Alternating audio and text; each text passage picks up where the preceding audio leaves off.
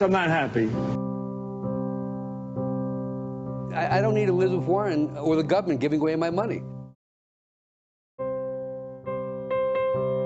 Calling Mike Bloomberg an oligarch has implications in this country that I think are unfair and unreasonable. I care.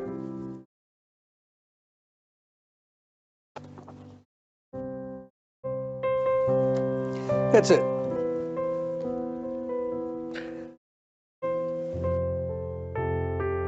Makes you think of some rich person who got their money off of oil in Russia, who's taking advantage of a broken and dysfunctional system. Bernie Sanders saying, the country's corrupt, our system's corrupt. Be careful about that language, Bernie.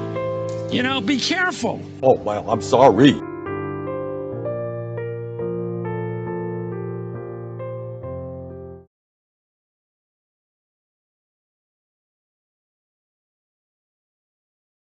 Now witness the firepower of this fully armed and operational battle station. It's like a shark, NATO, except with poop. There's insanity in the control room.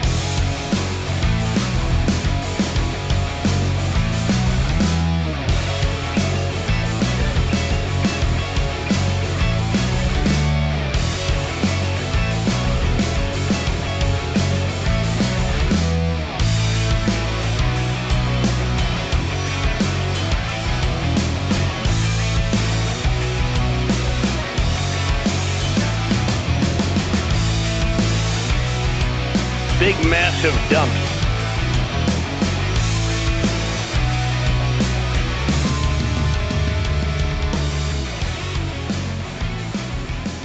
Around the nation, Waldorf Nation. Hey everybody, welcome to the show. It's Tuesday. We're here. We got stuff. We got fun stuff. We got ridiculous stuff. We have important stuff. Oh wow. So yes, we are going to talk about climate change and how, of course, that's a flaming disaster. And also, we're going to talk about the Frito-Lay strikes. So that's very interesting as well. Some pretty bad working conditions. So I'm gonna explain that. And so we've got that. We're also going to talk about that Texas bill that I talked about yesterday. Turns out, actually, worse than I thought. Yeah. We also have AOC versus Sean Spicer. So, Spicey, fun times. And I rage about COVID and anti-vaxxers. Of course. This is what we do. This is like a daily rage session. So, we're going to get into it. What we're going to do is actually what I'm going to do is I'm going to ask you to like and share the stream. Very important you do so. Helps a lot. I do appreciate it. Sharing is, of course, caring, and you care about me, right? I mean, really. I care. I care. Don't be like that guy, okay? Care. Share the stream and like it. Okay. Anyway, I know I'm being absolutely ridiculous. That said, let's get into the rage. Already. Let's get it over with. It's like a Band-Aid.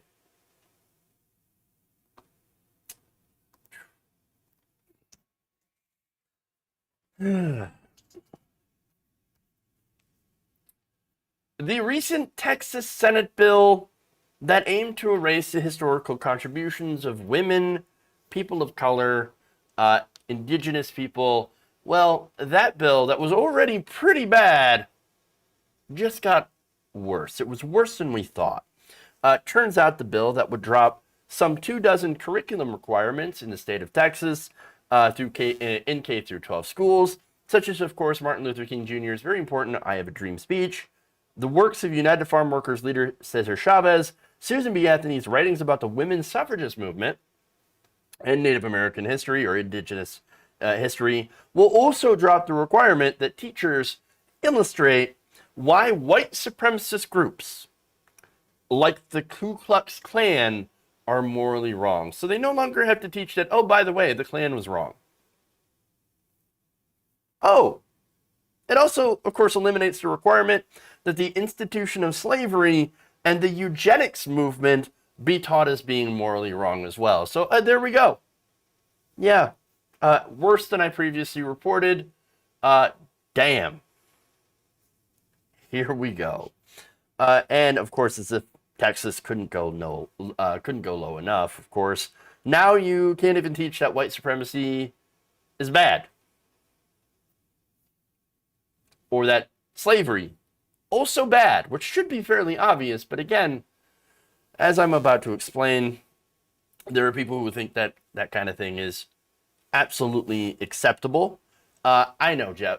You must be thinking, come on, man. You're not thinking actually that, Republicans in Texas, because that's who runs Texas, you're not saying that they would gladly return to the days of slavery. I mean, after all, it was, Abraham Lincoln, a Republican who freed the slaves, and really it's the Democrats who want to reinstitute slavery. Yeah, right. No, here's the thing. We already have a pretty close modern equivalent to slavery. It's actually modern mass incarceration. And of course, contracting workers who are incarcerated in the prison system to basically do free labor for corporations.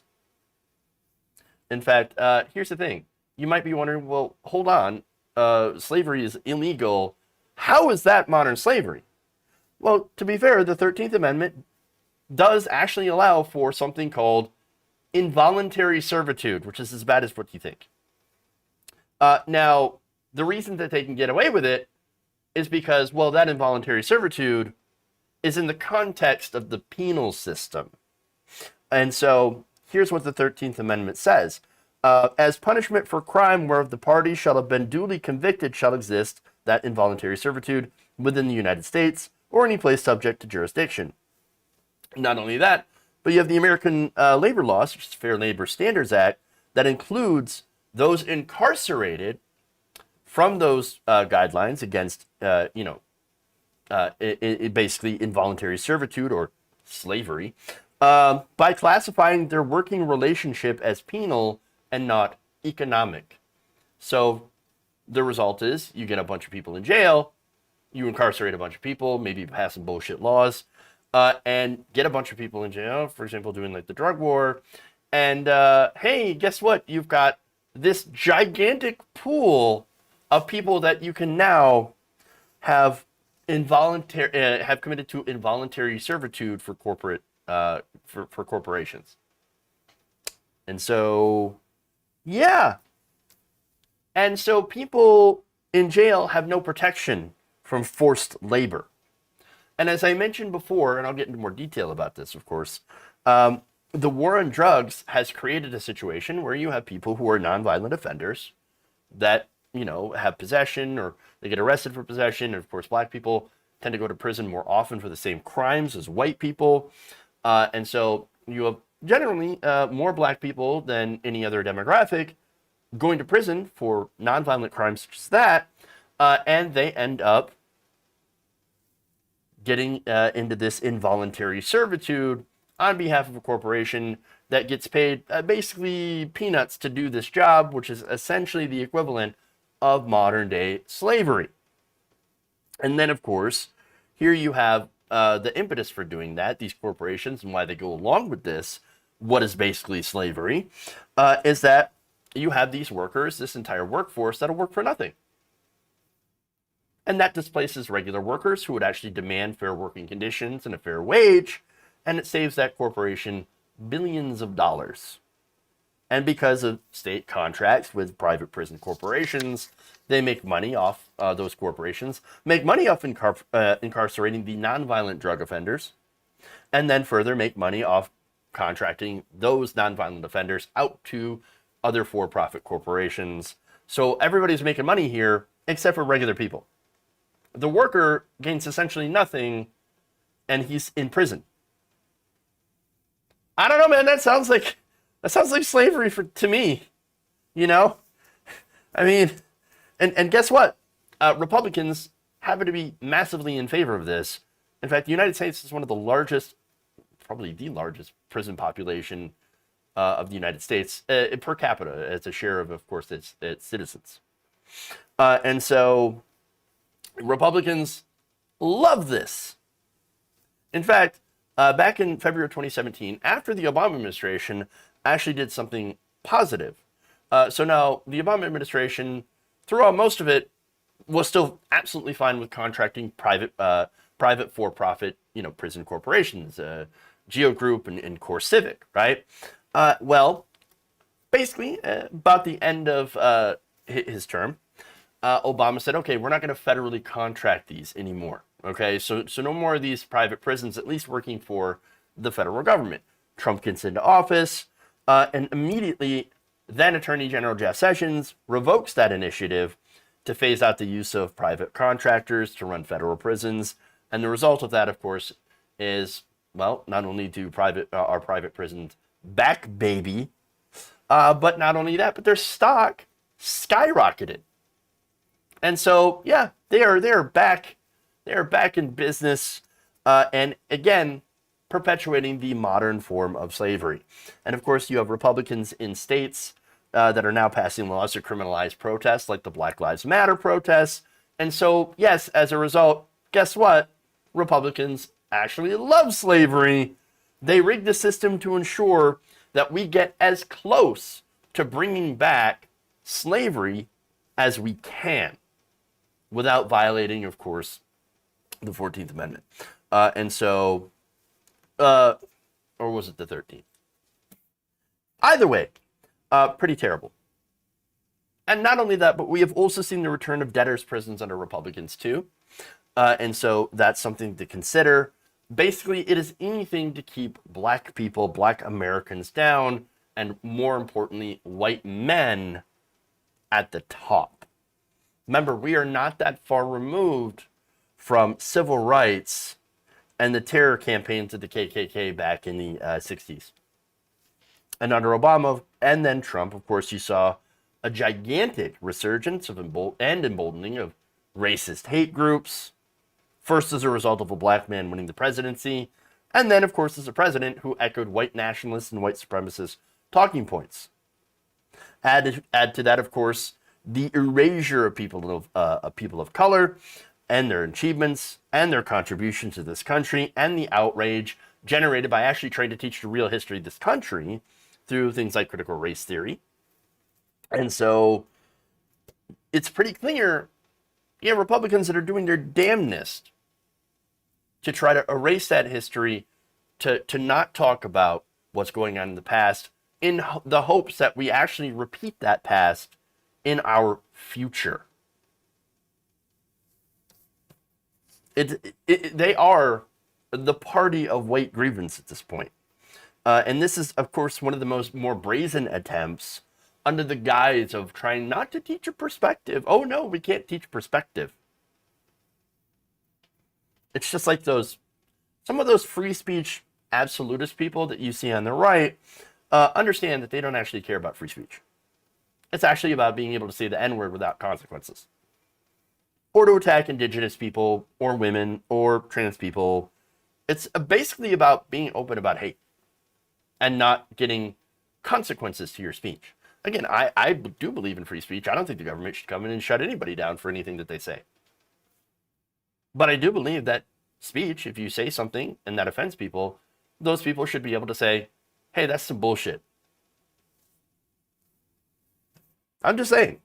And so, also, by the way, you also have white nationalist groups, white supremacist groups, basically using the situation to recruit people to their interests, which of course means supporting mainly like secession or white ethno-states or racist policies, things like that. So understand that this is part of that. Know it for what it is. It's part of a much larger plan to roll back civil rights.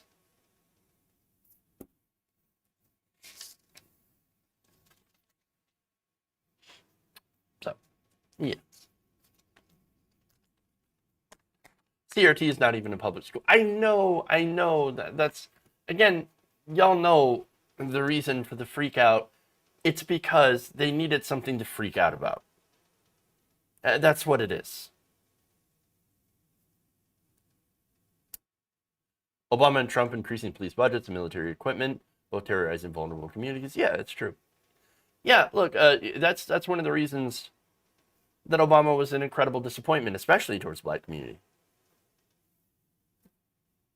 Because he didn't do anything all that different in regards to that. Yes, some changes over on the sides, but again, nothing would fundamentally change. White supremacy is still, unfortunately, the endemic in the system. So, all right, moving on.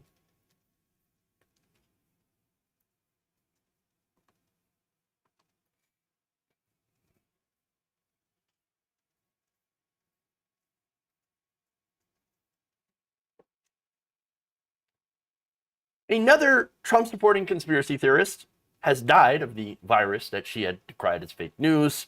On Tuesday, the Cape Cod Times reported that an activist in Massachusetts, Linda Zurn, had died of complications related to COVID-19. She died at Brigham and Women's Hospital in Boston of severe complications caused by COVID-19, according to the report. She's about 70 years old. And yes, she had not been vaccinated. Imagine living in a country that has hoarded pretty much all the vaccines to itself and then has distributed them freely, which is something that you do not hear in this country. Oh my God, actually giving away free vaccine. What's the catch? What's the catch? Well, the catch is the capital owners need people to go out and do capitalism. So yes, you need people to emerge from their homes and go back to commerce. That's why they were willing to give out free vaccines, which do actually work, and why they're not willing to, for example, give out free insulin. And so yes, vaccine's good because it allows people to generally get back to normal. That's good for the business owners. It's good for regular people and our mental health. It's pretty much good for everybody. And besides, we also, through generous subsidies and payments, of course, to these pharmaceutical companies, they already got way more out of the vaccine they would have had they actually put it at a price where normal people couldn't afford it. And so there it is. But anyway, so let me get to some statements here. This is Republican State Committee woman Deborah Dugan talking to the Cape Cod Times, saying, quote, "She was a strong woman who believed in speaking the truth and defending our freedoms in America." Dugan was at Zern's bedside when she died. She said, "I would describe her to people as a little woman, but a mighty warrior." Now, a warrior for what? Well, from what I could see, a warrior for disinformation, for the literal wrong side. And so understand that, like, I don't wake up in the morning wanting to speak ill of the dead, but I'm gonna. Somebody's got to. This woman believed in dangerous conspiracy theories that put her, obviously her, but also her community at risk. And you can get mad at me, you can cry because I point that out, but it's a sad day for you. I don't really care.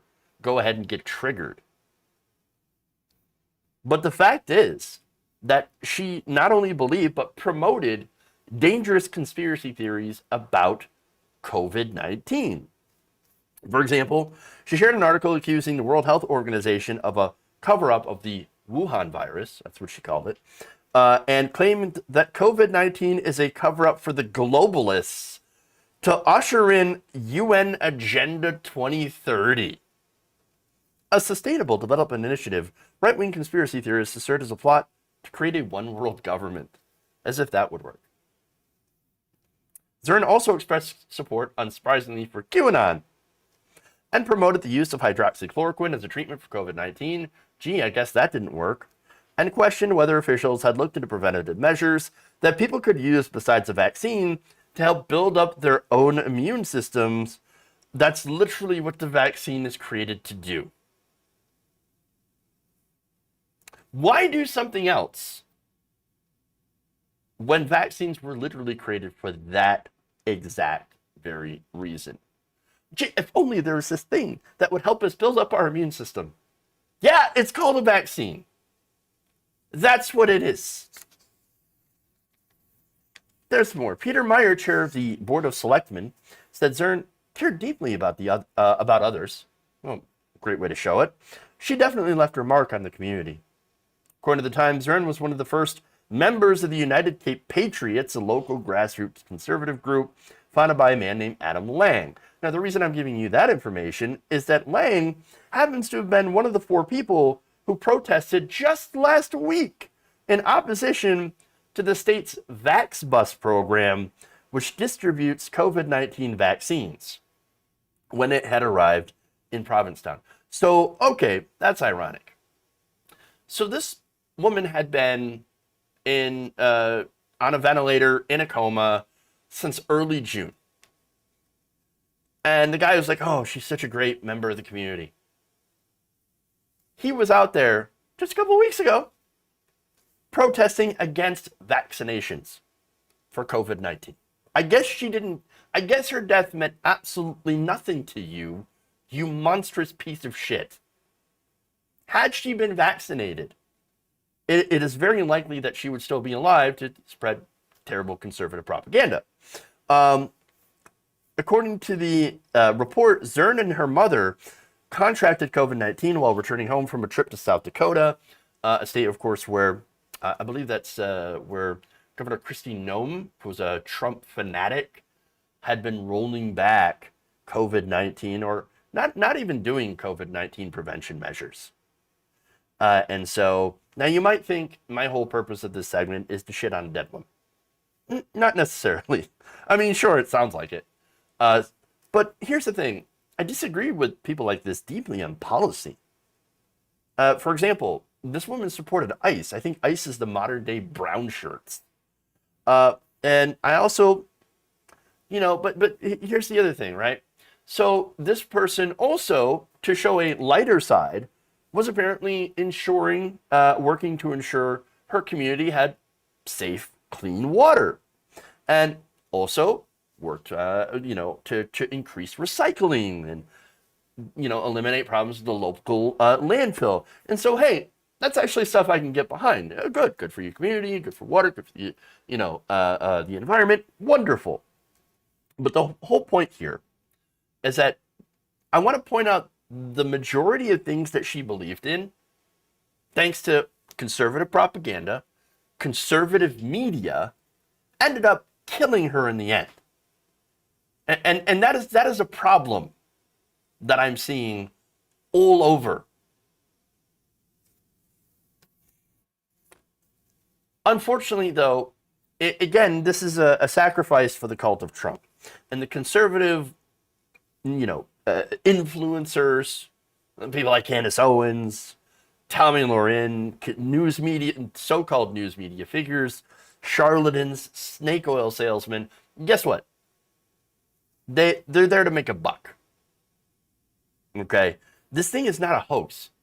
Okay? It kills people. 99% of the deaths, 99.7, sorry, of the deaths from COVID-19 as of late were among the unvaccinated. And I know people like her would never believe me if she was still alive, because hey, I'm a leftist that's starting pro-vaccine talking points. Oh, get your Fauci, and oh my God, experimental vaccine and all of that. Oh, not even approved by the FDA. Here's the thing: all vaccines, of course, at one point were experimental. What you're doing when you say that is you're saying, oh, well, I'm not going to take it, and nobody should take it, and we should wait years and years and years and years for the FDA to do this, and while the pandemic rages, by the way. And that is something that's literally never happened. Generally, as soon as we have a vaccine that has been proven effective against things, for example, like polio, they deploy it because it works. This is not supposed to be a victory lap over a dead woman. All right? This is illustrating how being anti-vax is killing people. That's what I'm trying to tell people, okay? Telling people about the danger and imploring them to do the right thing is the only thing that we can do. I'm not gonna. We can't hold people down and forcibly put a vaccine in their arm. I'd be against it 100% of it. Okay, but what we can do is point out stories like this and say, this is what happens when you don't vaccinate, when you don't trust science. You either die or get permanently injured, or, maybe nothing happens and you go on to help birth a more dangerous variant when you're asymptomatic and get other people sick. And, if you're lucky, you might also waste precious hospital resources. You might get significantly sick, but end up recovering in the end, and then waste your own money because you're dealing with our vicious for-profit healthcare system that people like this love so much because I don't know why, because freedom, okay? And you love it so much, you actually fight against universal healthcare, things like Medicare for all, because God forbid something you don't like might actually end up being helped by universal healthcare too. This seems like this is ridiculous. This is like you have people that are seemingly in a death cult, and they seem pretty hell-bent on fucking themselves over. And the thing is, if it stops with you, I guess, right? Whatever, your body, your choice. But it doesn't stop with you. Your decisions end up hurting the rest of us. How many people did this woman endanger in her community because of that ignorance? There's no way to know for sure. You can't go and count the ones that might be sick or asymptomatic in that community. There's no way to know for sure how many people that she's affected. But I can bet somebody's been affected. Okay? Now, the last thing I'm going to say here, especially to conservatives who might be hate watching me, and hey, if you are still hate watching me, well, congratulations on your dedication, because this has been a pretty long segment. What I'm going to say to you is your so-called thought leaders don't care about you. The people that you listen to at Fox News, for example, they're already vaccinated. They have literal vaccine passports to get into Fox News, into the building.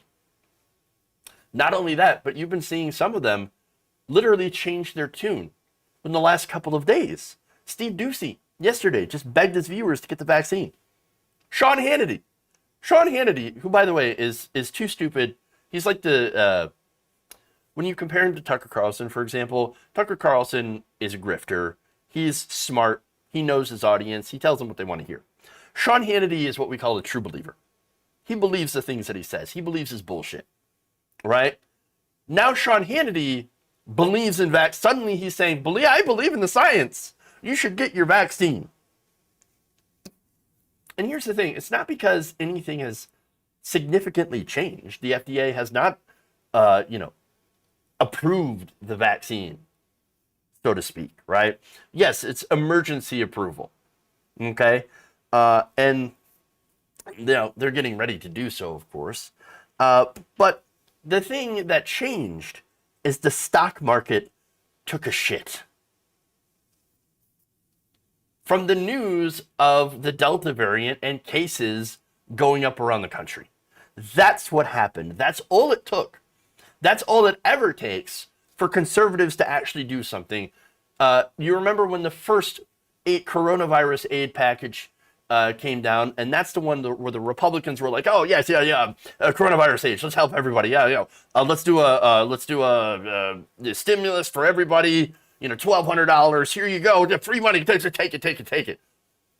That happened when the stonks crashed. That's it. That's what it takes. Oh no, our donors, our owners, our handlers, they're scared. They're afraid. We're losing money now. Oh God, no. Now we're pro-vaccine because guess what? That affects our bottom line. That affects us. The stonks. That's the reality. Understand that if this didn't affect the rich at all, they'd be more than happy to sacrifice you.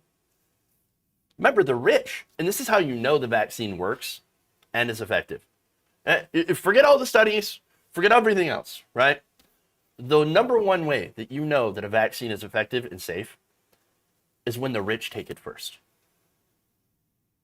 Rich have already gotten it first.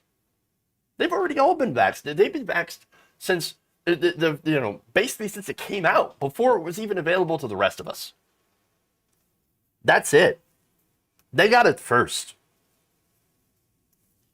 The rest of us, though, especially the ones I should say the ones that are anti-vax still, or refuse to take it, the Republicans. You're a dumb sucker. For them, they don't care about you. If you die from COVID, that's more money they can take from your Social Security. I mean, you're not going to need them, right? And they're still trying to find ways to privatize your Social Security money. But that's less money the government has to go and give out later on. Makes it easier for them to kill the program. First, they convince people who are younger, oh, you're never going to see your Social Security or your Medicare benefits. So we might as well just privatize them. And then let the old people die off from COVID-19, like this woman. Yeah, let her die. Let her die. That's okay. That's less Social Security you have to pay off. So, yeah, go ahead. Be anti-vax, right? Just know that when you're dying, when you're in a ventilator, when you're taking your last breath, that they're going to laugh at you. They're already laughing at you. How stupid you are. How easily manipulated you are with their bullshit conspiracies some dipshit on Facebook pulled out of his asshole. It would be absolutely hilarious if it weren't so needless and absolutely tragic.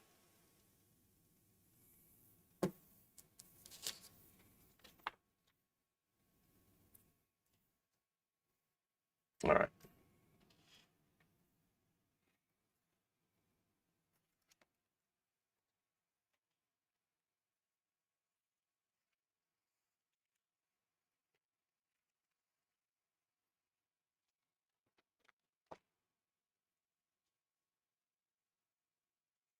All right, let's move on.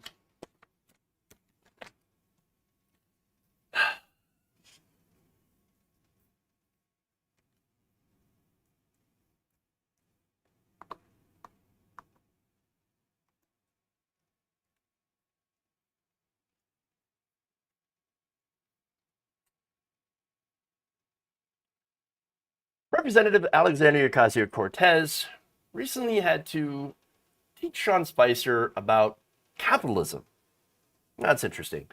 So now this came from a tweet interaction, which Sean Spicer had attacked her for having an online merchandise store. Oh my God, a socialist that has a merch store. Oh, that's not socialism. Now, her store sells, again, merchandise, t-shirts, hats, branded with AOC, Green New Deal, better climate, equals better jobs. And my favorite, drink water and don't be racist. Actually, it's my second favorite. My first favorite is tax the rich. Now, according to Reuters, who wrote about this, Ocasio-Cortez investment in her shop is aimed at both at fundraising and building a second-term lawmaker's profile nationally. I don't think there's anything wrong with that. Again, my favorite shirt, tax the rich, because we should absolutely do that. It's a base shirt. I mean, no matter what, based. Especially given the timing of this. Instead of solving world hunger or just paying their taxes, Jeff Bezos just took off to low orbit. No, didn't even really go into space. It's more like kind of on the edge of space. You know? And then, of course, unfortunately, he had the audacity to come back. I mean, can you believe the nerve? Go to the edge of space and you come back. Should be a re-entry fee. Same. Now, her command described the enterprise as uplifting independent artists of color whose work tells the story of community and imagines a more equitable world for all. That's great. Okay, wonderful, wonderful.